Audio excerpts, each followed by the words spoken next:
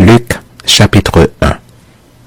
Plusieurs ayant entrepris de composer un récit des événements qui se sont accomplis parmi nous, suivant ce que nous ont transmis ceux qui ont été des témoins oculaires dès le commencement et sont devenus des ministres de la parole, il m'a aussi semblé bon, après avoir fait des recherches exactes sur toutes ces choses depuis leur origine, de te les exposer par écrit d'une manière suivie, excellent Théophile, afin que tu reconnaisses la certitude des enseignements que tu as reçus. Du temps d'Hérode, roi de Judée, il y avait un sacrificateur nommé Zacharie, de la classe d'Abia. Sa femme était d'entre les filles d'Aaron et s'appelait Élisabeth. Tous deux étaient justes devant Dieu, observant d'une manière irréprochable tous les commandements et toutes les ordonnances du Seigneur. Ils n'avaient point d'enfant, parce qu'Élisabeth était stérile, et ils étaient l'un et l'autre avancés en âge. Or, pendant qu'il s'acquittait de ses fonctions devant Dieu, selon le tour de sa classe, il fut appelé par le sort, d'après la règle du sacerdoce, à entrer dans le temple du Seigneur pour offrir le parfum. Toute la multitude du peuple était dehors en prière à l'heure du parfum. Alors un ange du Seigneur apparut à Zacharie et se tint debout à droite de l'autel des parfums. Zacharie fut troublé en le voyant, et la frayeur s'empara de lui.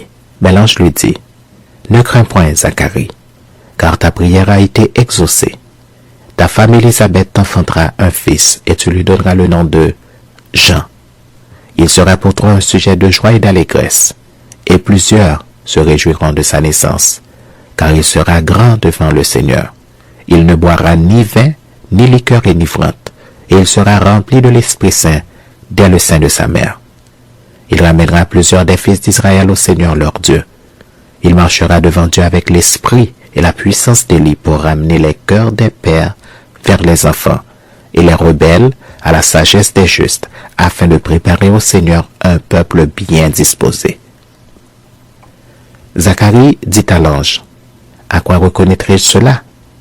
Car je suis vieux et ma femme est avancée en âge. » L'ange lui répondit, « Je suis Gabriel, je me tiens devant Dieu.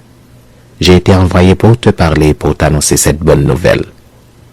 Et voici, tu seras muet, et tu ne pourras parler jusqu'au jour où ces choses arriveront, parce que tu n'as pas cru à mes paroles qui s'accompliront en leur temps. » Cependant, le peuple attendait Zacharie, s'étonnant de ce qu'il restait si longtemps dans le temple.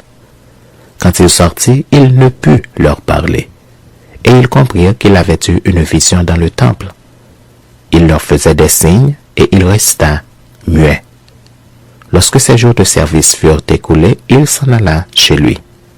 Quelque temps après, Élisabeth, sa femme, devint enceinte. Elle se cacha pendant 5 mois, disant, « C'est la grâce que le Seigneur m'a faite quand il a jeté les yeux sur moi pour ôter mon opprobre parmi les hommes. » Au 6e mois, l'ange Gabriel fut envoyé par Dieu dans une ville de Galilée appelée Nazareth, auprès d'une vierge fiancée à un homme de la maison de David nommé Joseph. Le nom de la vierge était Marie. L'ange entra chez elle et dit, « Je te salue, toi à qui une grâce a été faite. Le Seigneur est avec toi. » Troublée par cette parole, Marie se demandait ce que pouvait signifier une telle salutation. L'ange lui dit, « Ne crains point, Marie, car tu as trouvé grâce devant Dieu. Et voici, tu deviendras enceinte, et tu enfanteras un fils, et tu lui donneras le nom de Jésus. Il sera grand et sera appelé Fils du Très-Haut, car le Seigneur Dieu lui donnera le trône de David, son père. Il régnera sur la maison de Jacob éternellement, et son règne n'aura point de fin. » Marie dit à l'ange, « Comment cela se fera-t-il puisque je ne connais point d'homme? » L'ange lui répondit, « Le Saint-Esprit viendra sur toi, et la puissance du Très-Haut te couvrira de son ombre. C'est pourquoi le Saint-Enfant qui naîtra de toi sera appelé Fils de Dieu. Voici, Élisabeth, ta parente, a conçu elle aussi un fils en sa vieillesse, et celle qui était appelée stérile est dans son 6e mois. Car rien n'est impossible à Dieu. » Marie dit, « Je suis la servante du Seigneur, qu'il me soit fait selon ta parole. » Et l'ange la quitta. Dans ce même temps, Marie se leva et s'en alla en hâte vers les montagnes, dans une ville de Juda. Elle entra dans la maison de Zacharie et salua Élisabeth. Dès qu'Élisabeth entendit la salutation de Marie, son enfant tressaillit dans son sein et elle fut remplie du Saint-Esprit. Elle s'écria d'une voix forte, « Tu es bénie entre les femmes et le fruit de ton sein est béni. Comment m'est-il accordé que la mère de mon Seigneur vienne auprès de moi? Car voici aussitôt que la voix de ta salutation a frappé mon oreille, l'enfant a tressailli d'allégresse dans mon sein. Heureuse celle qui a cru parce que les choses qui lui ont été dites de la part du Seigneur auront leur accomplissement. » Et Marie dit, « Mon âme exalte le Seigneur, et mon esprit se réjouit en Dieu, mon Sauveur, parce qu'il a jeté les yeux sur la bassesse de sa servante. Car voici, désormais toutes les générations me diront, bienheureuse, parce que le Tout-Puissant a fait pour moi de grandes choses. Son nom est saint, et sa miséricorde s'étend d'âge en âge sur ceux qui le craignent. Il a déployé la force de son bras, il a dispersé ceux qui avaient dans le cœur des pensées orgueilleuses. Il a renversé les puissants de leur trône, et il a élevé les humbles. Il a rassasié de bien les affamés, et il a renvoyé les riches à vide. Il a secouru Israël, son serviteur, et il s'est souvenu de sa miséricorde. Comme il l'avait dit à nos pères, envers Abraham et sa postérité pour toujours. Marie demeura avec Élisabeth environ 3 mois, puis elle retourna chez elle.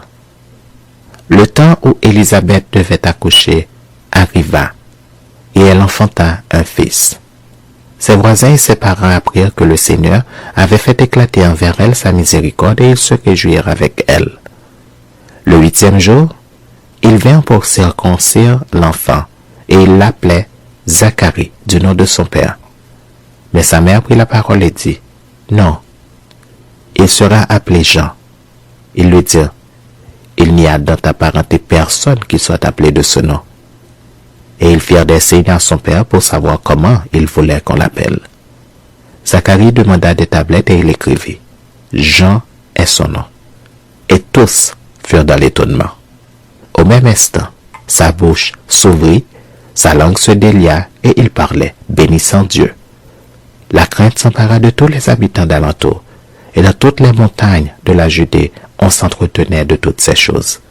Tous ceux qui les apprirent les gardèrent dans leur cœur en disant, « Que sera donc cet enfant? » Et la main du Seigneur était avec lui. Zacharie, son père, fut rempli du Saint-Esprit et il prophétisa en ces mots. « Béni soit le Seigneur, le Dieu d'Israël, de ce qu'il a visité et racheté son peuple, et nous a suscité un puissant sauveur dans la maison de David, son serviteur, comme il l'avait annoncé par la bouche de ses saints prophètes des temps anciens. Un sauveur qui nous délivre de nos ennemis et de la main de tous ceux qui nous haïssent. C'est ainsi qu'il manifeste sa miséricorde envers nos pères et se souvient de sa sainte alliance, selon le serment par lequel il avait juré à Abraham notre père, de nous permettre, après que nous serions délivrés de la main de nos ennemis, de le servir sans crainte, en marchant devant lui dans la sainteté et dans la justice tous les jours de notre vie. Et toi, petit enfant, tu seras appelé prophète du Très-Haut, car tu marcheras devant la face du Seigneur pour préparer ses voies, afin de donner à son peuple la connaissance du salut par le pardon de ses péchés, grâce aux entrailles de la miséricorde de notre Dieu, en vertu de laquelle le soleil levant nous a visités d'en haut, pour éclairer ceux qui sont assis dans les ténèbres et dans l'ombre de la mort, pour diriger nos pas dans le chemin de la paix. » Or, l'enfant croissait et se fortifiait en esprit, et il demeura dans les déserts jusqu'au jour où il se présenta devant Israël.